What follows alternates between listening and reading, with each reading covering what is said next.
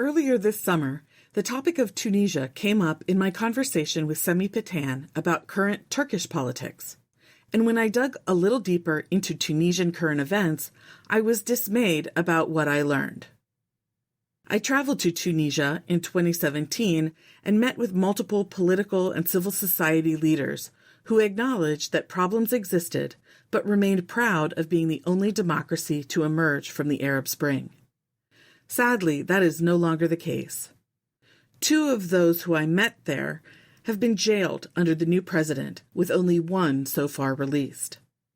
I wanted to delve deeper into what has unfolded in Tunisia since my visit, and I'm going to share what I learned with you today. So let's get started in the Politics Classroom, recorded on July 26th, 2023.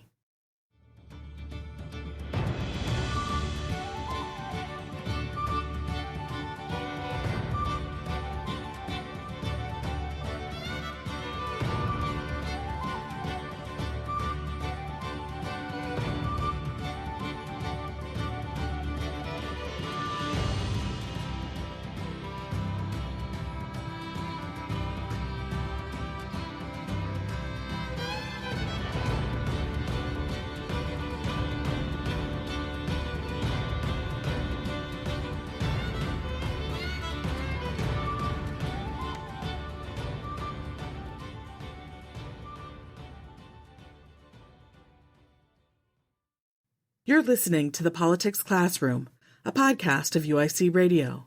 I'm Professor Kate Floros, a clinical associate professor of political science at the University of Illinois, Chicago.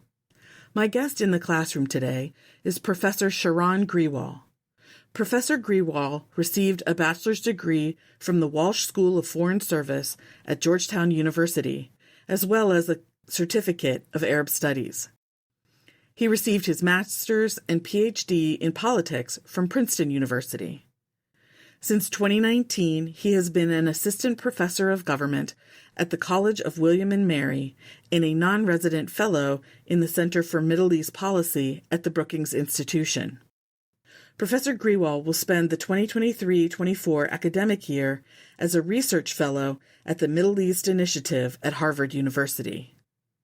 He is the prolific author of numerous journal articles, and he has a new book, hot off the press, from Oxford University Press, titled Soldiers of Democracy, Military Legacies, and the Arab Spring.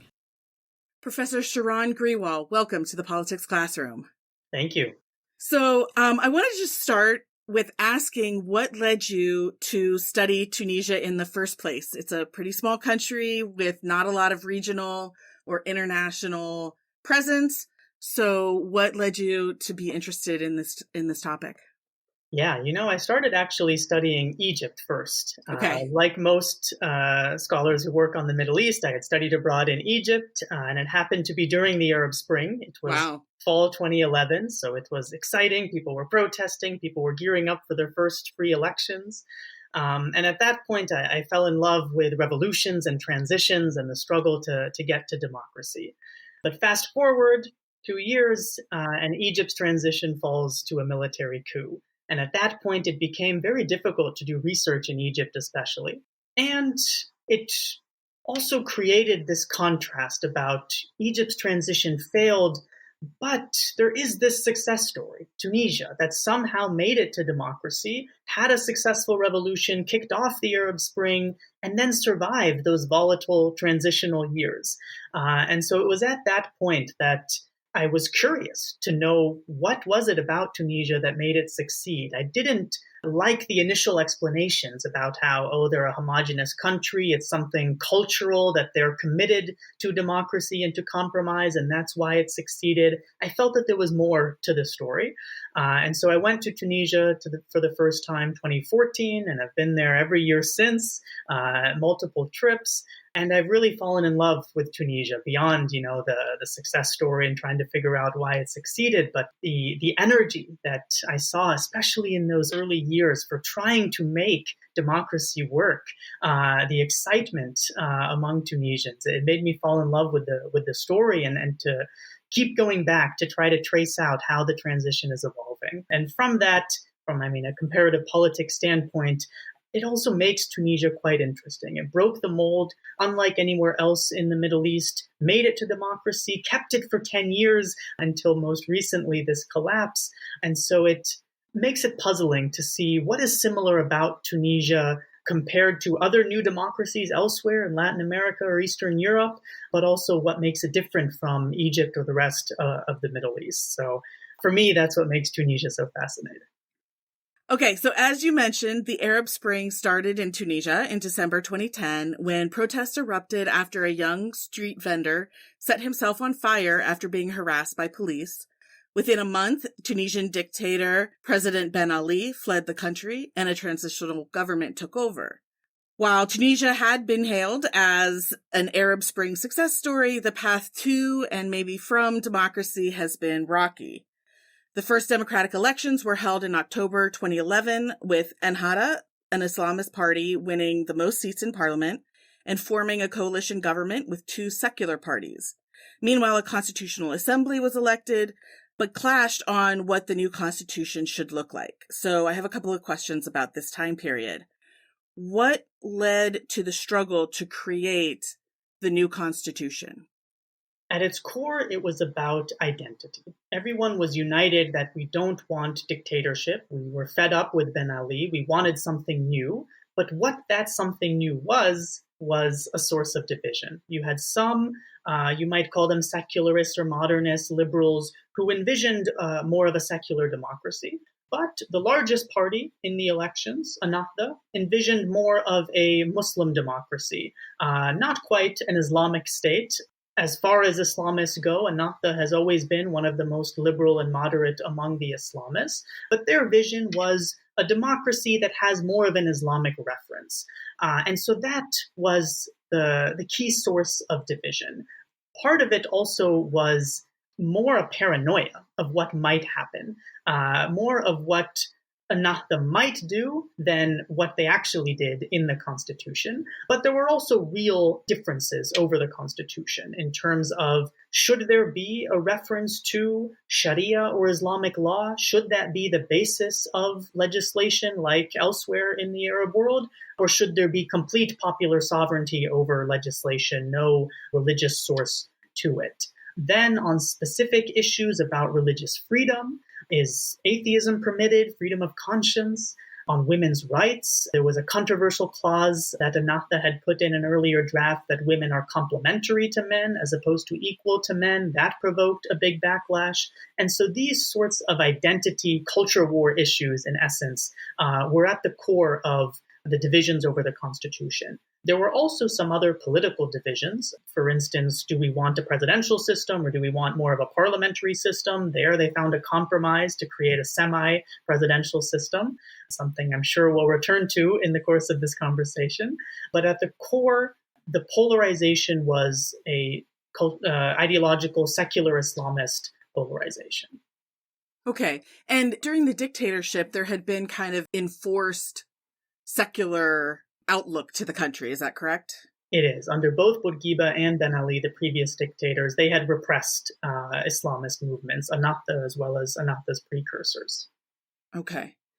In an article that you published, I believe, about where leaders spent their exile or whether they were abroad at all, you mention that being either exiled or studying in kind of Western democracies made leaders, even of Islamist parties, more moderate, and that the votes on some of these controversial issues, actually they abstained on the vote, most of them, and let the secular parties vote down these more extreme Islamic references in the Constitution. Can you just talk very briefly about that dynamic and whether that assuaged people's concern about Ennahda going forward? Yeah, so Ennahda wasn't always so moderate. They weren't always the Muslim Democrats that we think of today. In the 80s, when they were first formed, you did see wings of Ennahda calling for an Islamic state, calling for Sharia law, calling for the personal status code that founding father of Tunisia, Bourguiba, had issued that granted women considerable rights. They wanted that to be scrapped. And so you did see very conservative, very Islamist positions initially within Ennahda. But that changed, especially in the 90s and 2000s. You see this evolution within Ennahda, this process of moderation, really. And what I argue in that article is that one cause of it is that in the 90s and 2000s, many of Ennahda's leaders had fled into exile. Ben Ali, the dictator at the time, was repressing Ennahda, had a huge crackdown on Ennahda in the early 90s. That led many to flee the country, and especially to France and the UK, Canada, and elsewhere. And those 2 decades really abroad in the 90s and 2000s, I show shaped their ideology, partly due to socialization effects of being abroad, but partly also to interaction effects. They, for the first time, met non-Muslims, and that had positive experiences as well. And also being a minority abroad, that also led them to be more concerned about minority rights moving forward. And so all of those processes led to this ideological evolution within the members of Ennahda who were abroad, who after the revolution, after Ben Ali was overthrown, returned to Tunisia and helped to draft this constitution. And so on those major divisions that we outlined earlier, this wing of Ennahda, the ones who had been in exile, found the compromise, were willing to move away from the more hardline Islamist positions and agree to what the secularists were asking for in terms of no mention of Sharia in the constitution, complete popular sovereignty, in terms of equality for women, not complementarity. Those sorts of compromises were facilitated by this wing who had been in exile. It's so interesting. Okay, so you study the military specifically, and in fact, you have a brand new book, Soldiers of Democracy, Military Legacies, and the Arab Spring, which is very recently out this week. So the military in Tunisia did not step in to protect Ben Ali in 2011. And there were calls for the military to step in 2013 and take over. So why did the military stay out of politics in 2011 and 2013? Yeah, so I first came to Tunisia thinking that the Islamists were the most important reason why their transition succeeded, that the Islamists were more moderate, they were able to compromise, find consensus, and that's why Tunisia succeeded. And while that's true in part, ultimately what I realized was that the military was a far more important part of the story. It's because the military didn't intervene into politics that allowed all the parties to be able to compromise and find consensus. Had the military stepped in, there wouldn't have even been that chance, like in Egypt, when the military stepped in and made it, therefore, impossible to have any sort of Tunisia scenario of a quartet negotiating the dialogue. And so ultimately, I decided the military was the most important part of Tunisia's story. And so I tried to unpack why it was that Tunisia's military doesn't intervene into politics, didn't defend Ben Ali in the 2011 revolution, didn't stage a coup in 2013. And the initial explanation you see in the literature is that it's something about professionalism, that the Tunisian military, as a result of its history, simply became apolitical. And that is part of the story, but not the entire story, in part because despite the general professionalism in the Tunisian military, you did see some coup attempts historically. In 1962, there was a coup attempt from some military officers. In 1987, there was another coup plot among officers. And so professionalism isn't the entire story. And what I find, in addition to professionalism, is that it's also about the military's interests and composition. Interests in the sense that under the dictatorship in Tunisia, the military was marginalized. They had been neglected materially in terms of budget and salary, but also neglected politically, kept far from politics. Very few military officers ever became ministers or governors, let alone had political influence. And thus, they were resentful in some ways towards Ben Ali. And so therefore, during the 2011 revolution, there was a little interest on the military's part to preserve Ben Ali, someone who had neglected and marginalized them. After the revolution, things improved for the military. Now, after the revolution, their budget increased more quickly than any other ministry. They saw positions as governors. They saw political influence as military advisors to the president. That marginalization reversed, in part because that's what happens under democracy. The military gets an advisory role institutionalized in a National Security Council or as a national security advisor. And that represented a gain for the Tunisian military and led them, therefore, to support the democratic transition rather than stage a coup. The final part then focuses on the military's composition, which is that when they are neglected, like in Tunisia, when they're not a pathway to power or to wealth, the folks who come to join the military are not the elite. They're not the core power base of the dictators. The elite supporters of the dictator, they don't find a military career worthwhile. It's not their route to power or wealth. And thus, the military didn't have politically supporters of the dictator. Instead, you have more of outsiders, not the dictator's insiders in the military. And that likewise helped the transition. You didn't have the especially secular coastal elite who had supported the previous dictators and who were calling now for a coup in 2013. They were fairly absent in the Tunisian military. They had been present in the very top ranks. The dictators made sure to appoint secular coastal elites to the top, but even they were removed in 2013 by the newly elected government as a form of affirmative action to remove those privileged coastal elite to make way for some more neglected officers from the interior regions. And so that made it that their composition as well led them to ignore the calls for a coup and instead support the transition. Great. Okay, well, so a breakthrough occurred in 2014 thanks to the efforts of the Quartet, and a new constitution was approved. The government stepped down and new elections were held. A secular party won the most seats in the parliament, and their leader, Beji Caid Essebsi, was elected president. So, first of all, can you tell me what the Quartet was and what they did to help break this impasse between the parties to create what became the 2014 Constitution?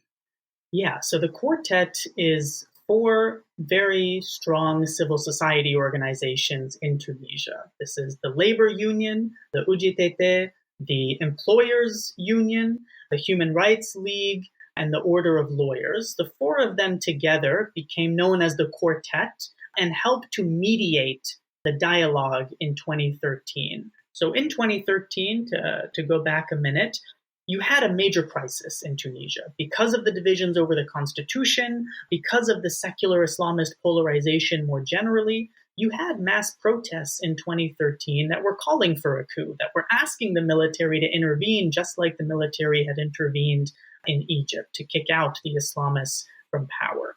But for the reasons I outlined earlier, the military did not intervene. And so that created an opportunity then for the civil society organizations, the Quartet, to step in instead and mediate a way out of this crisis. So the Quartet brought together the ruling parties in the government, Ennahda and its 2 coalition partners, with the secular opposition, brought them to a dialogue, and eventually, after months of pretty painstaking dialogue, got them to agree to a grand bargain where Ennahda would step down from power once they came to a consensus over the constitution.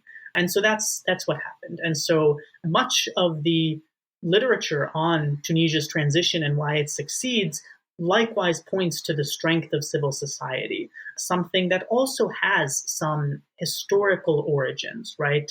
The labor union became so strong in part because it played a role in independence. It was leading some of the strikes and protests against the French to push for Tunisian independence, a role that elsewhere might have been played by the military in a war of independence. Here it was played by the labor union, which helps to explain both why down the road civil society is stronger, the labor union is strong, and the military, by contrast, is weak, not having played any role in independence and having any legitimacy, therefore, from independence. Wow. Okay. And didn't the quartet was awarded the Nobel Peace Prize in 2015 for their efforts in bringing about this compromise, right? Exactly. Yep. Let's take a quick break. You're listening to Professor Floros in the Politics Classroom, a podcast of UIC Radio.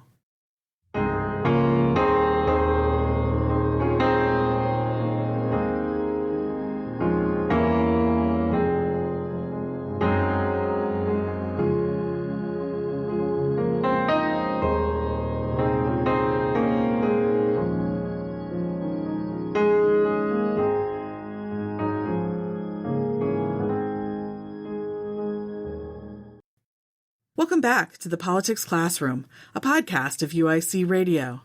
I'm Professor Floros, and my guest in the classroom is Sheroun Grewal, an assistant professor of government at the College of William and Mary and non-resident fellow at the Brookings Institution.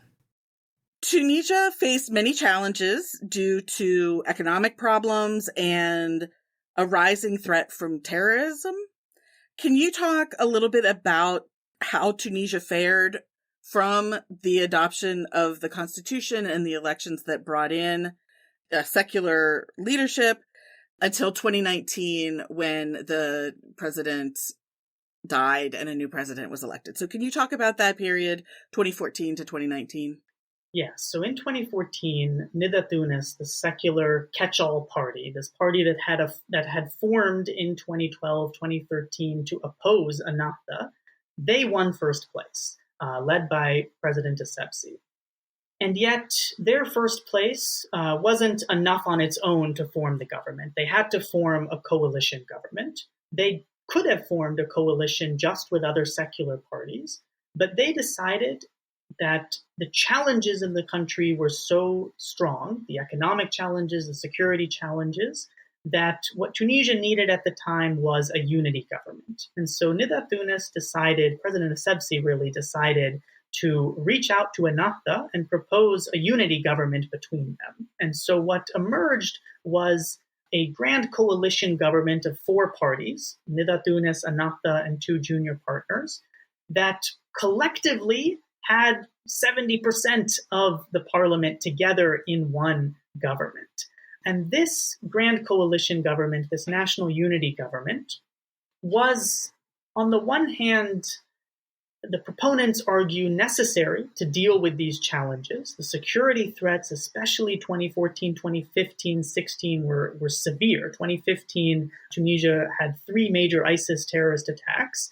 2016, you even had an incursion from Libya into the border town of Ben Gardan, almost taken over by ISIS-allied militants. And so security threats were severe that almost necessitated, according to the proponents of the unity government, this face of unity. But the unity government also had some dark sides that ultimately, I think, help explain why Tunisia's transition collapsed. The unity government created the perception that all the parties are governing together and that there is no opposition. If you don't like what the government's doing, there's not an alternative. And the unity government was unable to improve the economy. They couldn't find consensus over the actual structural economic reforms that were needed.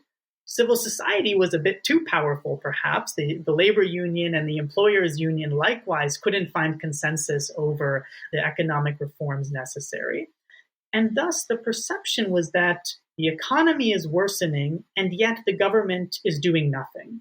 All these parties governing together, they're not improving the economy. Therefore, they must be corrupt. Therefore, they are the impediment. They are robbing the country of its wealth and leading the economy, therefore, to collapse. And so that populist critique gained credence because they formed this unity government. And so by the next elections, 2019, you had populists sweep these elections.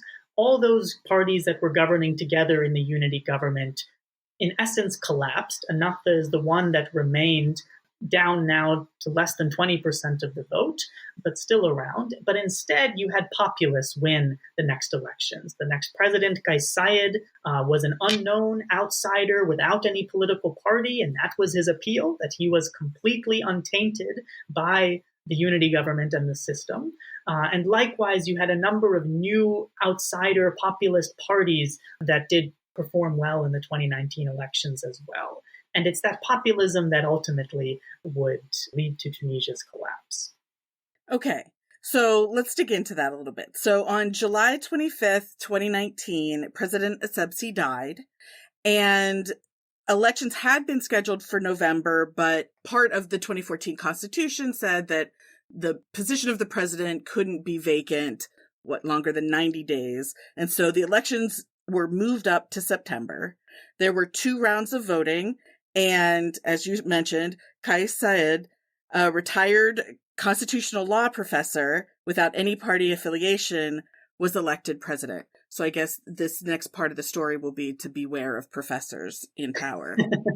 Okay, so can you talk a little bit more about the populist positioning that Saied took during the campaign and what he promised that convinced 72.7% of second round voters to vote him into the presidency? So Kais Saied's critique was that the parties had hijacked the revolution, that from the start in 2011, when parties came to power, they worked to rein in the revolution, according to Kais Saied's critique. They were only interested in their own self and partisan interest and not in the good of the country. They were monopolizing the country's wealth. They were corrupt. And so Kais Saied's solution, given that diagnosis, was he was going to clean up the system. He was going to hold the political parties accountable for corruption or betraying even the revolution. And instead, he was going to create a new system in which power went straight to the people rather than being mediated by parties. And so one of his campaign planks was that he was going to create a new constitution, a new system in which the people would choose local councils, and those local councils would send a representative to the National Assembly rather than having national level parties try to mediate the system. So a kind of kooky Gaddafi-esque system of power to the people, but one in which ultimately the president would be the most important and powerful figure. But beyond the critique and the solution, that's part of his appeal. But I think the bigger part of his appeal was him as a person. Okay. His image was, in essence, the outsider to the extreme. He was untainted by any of the parties, never was part of a party, never was part of politics. Unlike any of the other candidates, they all have parties. Even if they're newly created, they still seem tainted in some way. He, on the contrast, is an outsider, and he seems like a man of the people. He doesn't seem to have wealth. He's middle class. He takes public transportation. He said he's not going to stay in the presidential palace. He's going to keep living at home. And he has this image that he is one of the people, not like the corrupt political elite. You could have a beer with him. Exactly. And indeed, that was the image, that he didn't hold these big campaign rallies. Instead, he went cafe to cafe to meet people all across the country. That's the image, sort of like AOC's worn out shoes, that she's walking around to meet people. That's the image that you had of Kais Saied at the time, that he was embedded in society, one of the people. But beyond that, so he's an ordinary person, is the image, but he's also extraordinary. And I think this helped explain why he got the populist vote. He also was viewed as incredibly intelligent. He was this constitutional law professor who really started becoming known when Tunisia was drafting the 2014 constitution. He was consulted to talk about the debates happening about the constitution. And he would appear on TV with this very monotone, almost robotic voice. He would speak formal Arabic as opposed to Tunisian dialect that the people actually speak. He would speak this very formal standard Arabic. And that gave him this perception that he is really intelligent and educated. and thus that he's both ordinary and extraordinary. And that image as well, that he has this monotone, robotic voice, also led to these memes that he is emotionless. He's the RoboCop that's going to clean up the system. He's not going to be tempted by power. He's not going to be tempted by emotion. He is there to clean up the system. And so all of this cult of personality made it so that he could win the populist vote, because he wasn't the only populist that was critiquing the system, but he was the only one with this image that made him seem both a man of the people, but also extraordinarily qualified to lead. And so that's in part how he won these elections in 2019 in this landslide, 72% of the vote in the second round that gave him this mandate, populist mandate, to clean up the system. And as we will see 2 years later, really take on the system. Right. Yeah. So he's elected in 2019, and on July 25th, 2021, he froze Parliament and in September issued Decree number 117, which basically centered all power in the presidency in himself. So what happened between 2019 and 2021 that led to this very dramatic power grab? There were a series of crises in 2019, but mainly 2020 once COVID hit, and 2021, that made it so that Kais Saied had a lot of support in taking all of the power. COVID, first of all, had major implications both on a health level. In July 2021, you had a huge spike in COVID cases. Tunisia was second highest per capita in the world with COVID cases. There was a shortage of oxygen. They had just botched their rollout of COVID vaccines. So the health crisis was severe. The economic crisis was severe, partly due to COVID as well, and made the economy even worse than it was struggling throughout the transition. And once again, the political parties didn't seem to be doing anything about it. Now, the grand coalition government was over. Populists had won this new parliament, and there, that parliament seemed theatrical. There were fistfights in the parliament. None of them could get along. These new, more hardline populist factions didn't even try to find compromise. And the result, therefore, is that Tunisians saw this looming health and economic crisis, the parties unable to do anything about it, and in turn, therefore, lent their support to Kais Saied to say, clean up the system, save us from these crises. And so that's what Kais Saied did. On July 25th, 2021, he decided to shutter the parliament, surround it with military vehicles, close the parliament, dismiss the prime minister. He, according to the 2014 constitution, had to share power, him as president, with a prime minister, two executives. He instead closed the parliament, dismissed the prime minister, and took all power himself. And frankly, to a fair amount of applause from Tunisians who thought, yes, this is what we need. We need the revolution cleaned up. We need these corrupt political parties held to account. And we need, therefore, to trust Kais Saied that he is going to improve the situation and resolve these looming crises. Why didn't he bear any of the blame for the botched vaccine rollout and the economic problems? I mean, I get that Parliament or the Assembly was also part of government, but he was a co-executive. So how did he stay clean and the Assembly took all the blame? So the reality is that he does deserve some of the blame as well. He is able to say that the Parliament and the Prime Minister were the ones in charge, and that he is more of a figurehead president in the previous system. But in reality, he was also there helping to make these decisions.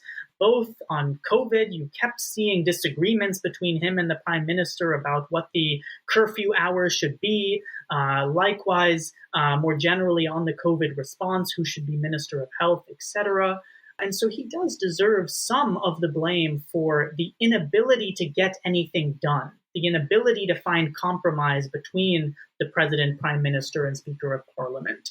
He is part of the problem. Likewise, when we think about the Constitutional Court and why it was never created, which might have been able to rule against him when he took all these powers on July 25th, part of the reason it was never created was that he blocked any attempt to reduce the threshold needed. The parliament had to decide who the judges would be in the constitutional court, and they were too fractured to be able to come to any consensus. But they did put forward a bill that would have reduced the threshold they needed to choose the judges, and Kais Saied decided to veto that. So in other words, in reality, objectively, he does deserve some of the blame for why the system couldn't solve these crises.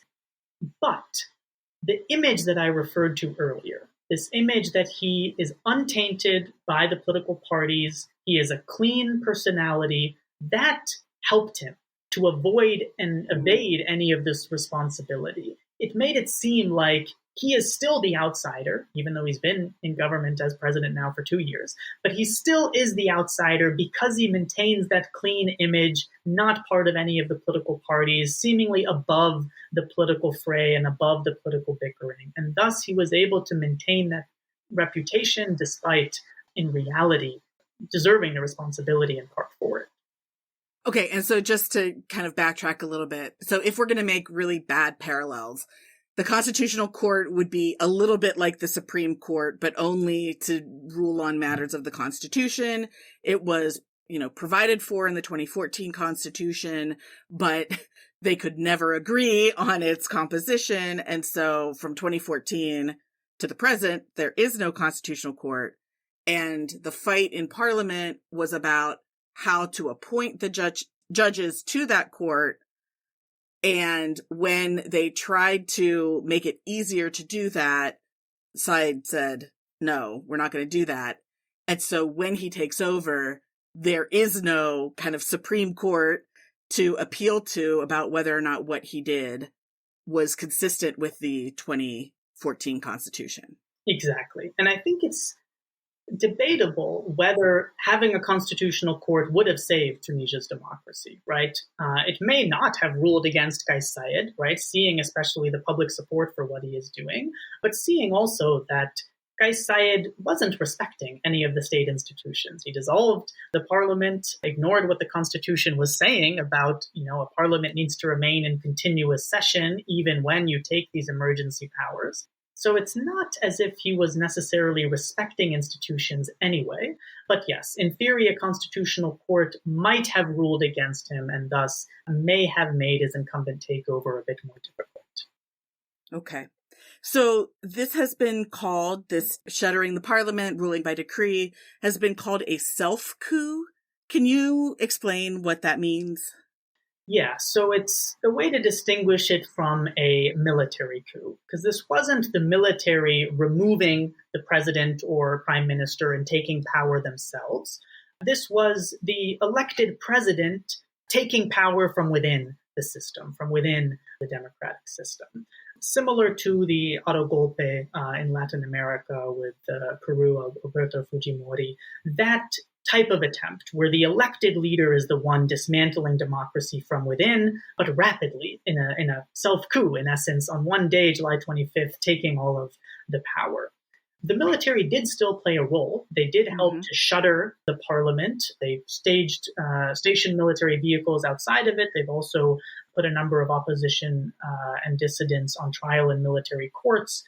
But the initiator of the coup is the president. And so the label self-coup helps to indicate that and differentiate it from a military coup. Okay. And so, as you said, the military did play a role in this, though did not take the action of overthrowing the government themselves.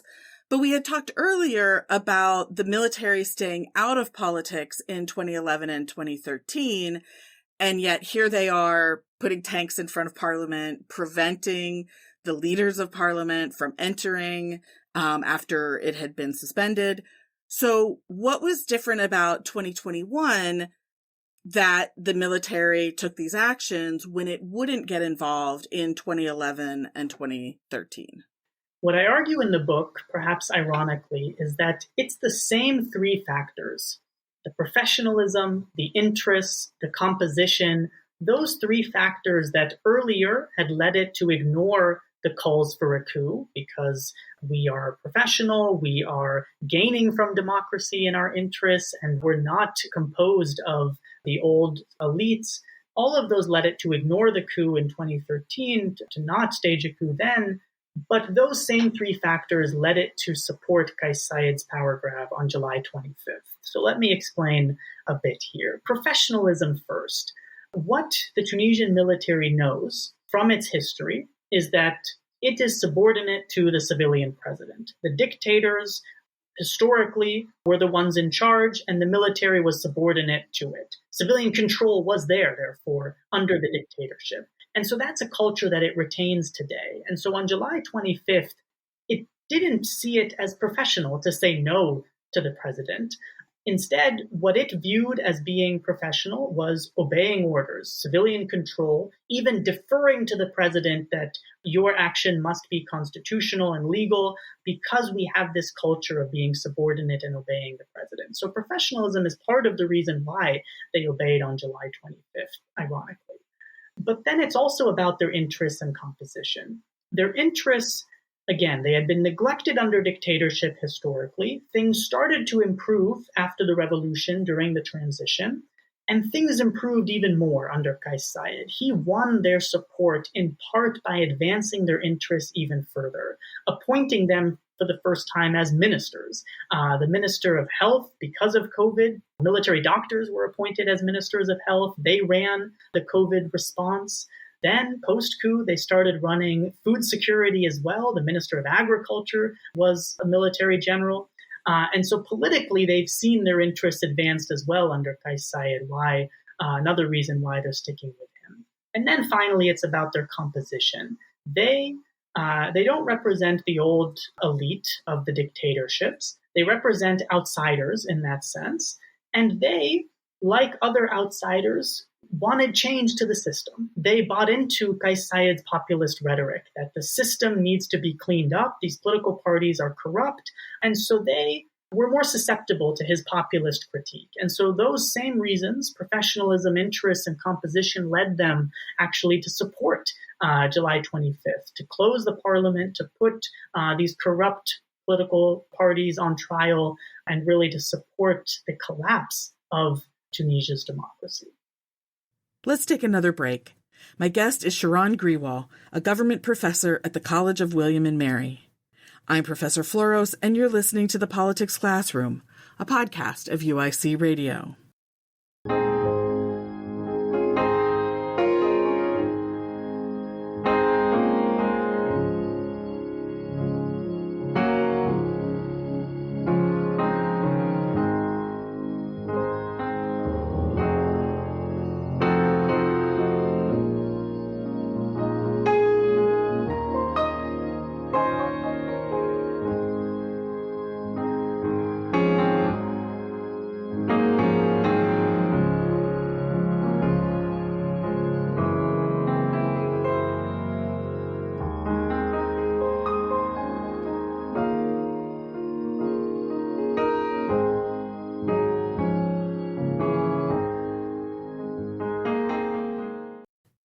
This is Professor Floros in the Politics Classroom, a podcast of UIC Radio. So, on July 25th, 2022, a new constitution was approved that granted the president hyper-presidential powers, though voter turnout was only 30%. So first, why does everything happen on July 25th? Obviously, I'm sure Essebsi didn't control that he died on July 25th, 2019, but the suspension of parliament in 2021 and the referendum on the new constitution in 2022 were both on July 25th. So is that an important date or just weird coincidence? It's a very important date. It's actually Tunisia's Republic Day, when they abolished the monarchy, when Bourguiba abolished the monarchy and created a republic. And so it's been celebrated every year since. And Kais Saied was trying to take advantage of that prestige of the state, the strength of the state, to use that date, July 25th, as the day that he would seize all powers. And then, since then, it's become the anniversary of his takeover, hence why he scheduled that constitutional referendum on the one-year anniversary. So the coincidence was that Essebsi died on that day? Yes. Okay, so can you define what you mean by hyper-presidential in terms of the system that is instituted by the new constitution? Yeah, so the old constitution was semi-presidential, where you had a president, but you also had a prime minister who was chosen by parliament. And so you had two executives that had to share executive power. What Kais Saied did in his new constitution, 2022, is not just create a presidential system where he is the one executive and more powerful than the parliament, but also a hyper-presidential one where there aren't checks and balances. There's no one to check the president. Parliament can no longer impeach the president. That article was completely removed. The Constitutional Court no longer has, if it were existing, the Constitutional Court, by this constitution, cannot rule against the president either and say what he did is unconstitutional. So there are no checks on the president's power in this new constitution. And that's why the hyper-presidential label is appropriate. He is the one now fully in charge of the system. And yet it passed. The opposition boycotted, in part because they didn't trust that the election would be free and fair. They were already being harassed and rounded up in military courts and civilian courts. The opposition boycotted, and thus the constitution passed with lower turnout than usual, only 30%. But still, Kais Saied's supporters supported this constitution. They wanted Kais Saied to have unfettered power. They didn't want, why would they want a parliament that's filled with these corrupt political parties having any check on the president? Why would they want a constitutional court that doesn't necessarily represent the people in their mind have a check on the president? They were supportive of giving Kais Saied all of the power because he still has this image that he is the clean personality who's going to clean up the system. Okay. In December 2022 and January 2023, a much weakened parliament was elected with only 11% turnout. They boycotted the referendum. I'm assuming, boycotted parliamentary elections. What is the opposition doing? And why didn't the 30% who turned out for the referendum also turn out to elect the new parliament? Yeah, so let me start there first with Kais Saied's supporters, because only 1/3 of his supporters who had turned out for the constitution turned out for the parliament. Partly because, as I said earlier, they want a strong presidency. They don't really care what the parliament is doing. There wasn't interest in it. But partly also because of what Kais Saied's system is. He is trying to eliminate political parties gradually. And so for this parliamentary election, political parties were not allowed to run. They weren't allowed to campaign or finance any candidate. And so that meant that you didn't really have much of a campaign. No one had the finance to actually hold rallies and campaign across the country. And that meant that there was little interest in this parliament. And at the end of the day, because of this new constitution, the parliament doesn't really matter anyway. They're going to be a rubber stamp. They don't have a check on the president. So for all of those reasons, his supporters didn't really care to turn out on election day. The opposition, on the other hand, they stuck to their strategy of boycotting, hoping that that will reduce Kais Saied's legitimacy if everyone sees that only 11% are turning out for him, that will hopefully dent his popularity. But also, I think, one reason they have been boycotting both the constitutional referendum and then the parliament is that they have also lost much of their popularity. Kais Saied's populist critique stuck to the point where the Tunisian public, many of them likewise view these political parties as corrupt, as wanting them to be dissolved. And so it's not actually clear if they had voted no on the constitution, for instance, if they could have actually defeated Kais Saied on the constitution. But the final part of it, and one reason why the opposition hasn't really been able to put up a fight against this incumbent takeover, is that the opposition is still divided. Those divisions we talked about at the start of this conversation, the secular Islamist ones, especially Ennahda versus the anti-Ennahda parties, that division still runs deep. Despite the moderation Ennahda made, the compromises Ennahda made, despite the coalition government under Essebsi, despite all of that, Ennahda's participation was never normalized.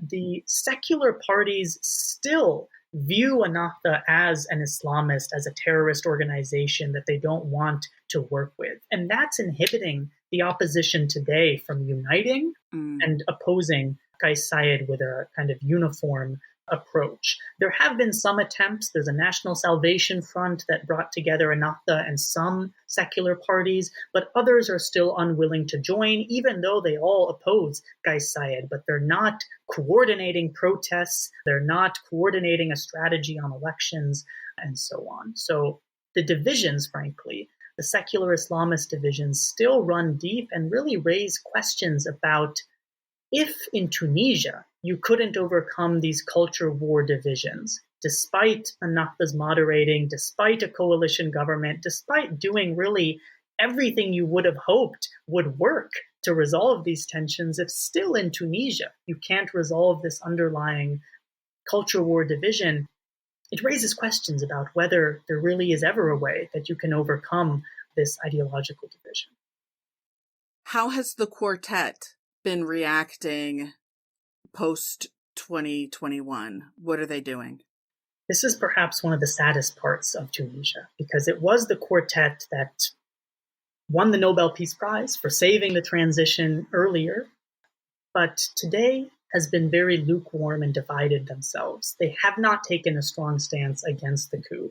Even immediately on July 25th, some of them were supportive of the takeover, or at least cautiously supportive of it, partly because each of these civil society organizations themselves represent a number of different streams. You have Kais Saied supporters within each of these civil society organizations, which makes it so that the leadership doesn't want to be too political, opposing Kais Saied at the risk of losing much of their membership base. And so at this point, the civil society organizations have been quite tepid. They're saying they're working on a salvation plan to bring people together. But at this point, even they are saying they're not going to include Ennahda in any dialogue that they were to hold.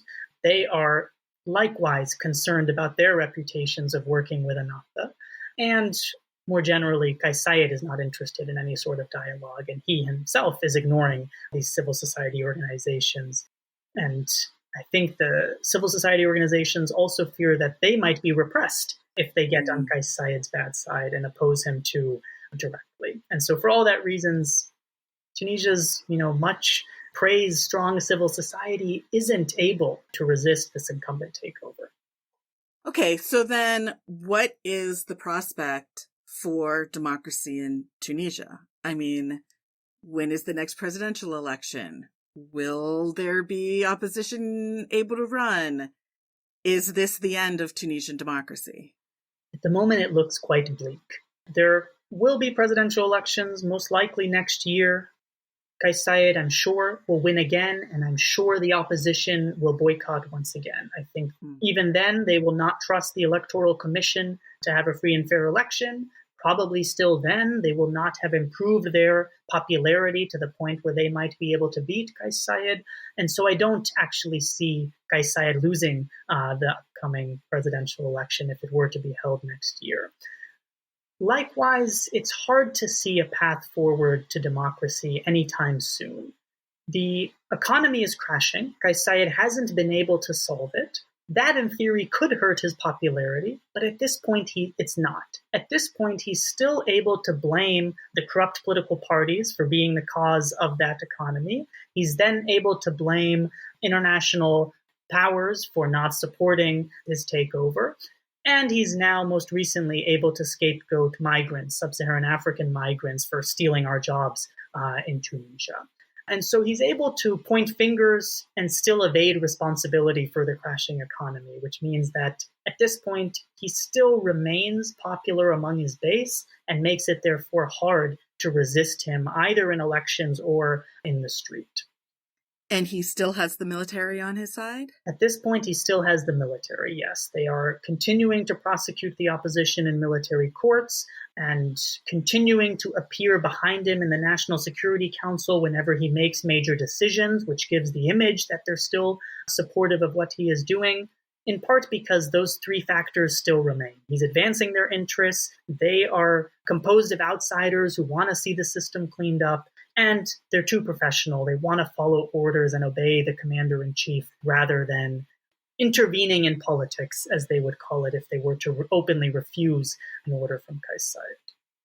Wow, this is so fascinating and very sad.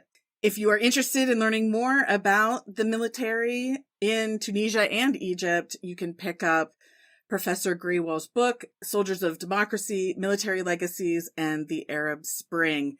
Professor Sheroon Grewal, thank you so much for being with me in the Politics Classroom today. Thank you for having me. This was a pleasure.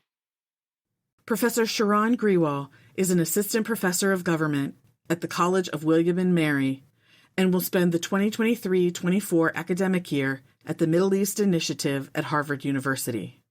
His new book, Soldiers of Democracy, Military Legacies, and the Arab Spring, is now available from Oxford University Press. You've been listening to Professor Floros in the Politics Classroom, a podcast of UIC Radio. If you're interested in learning more about Professor Grewal's publications or current Tunisian politics, check out the bookshelf section of the podcast website, thepoliticsclassroom.org.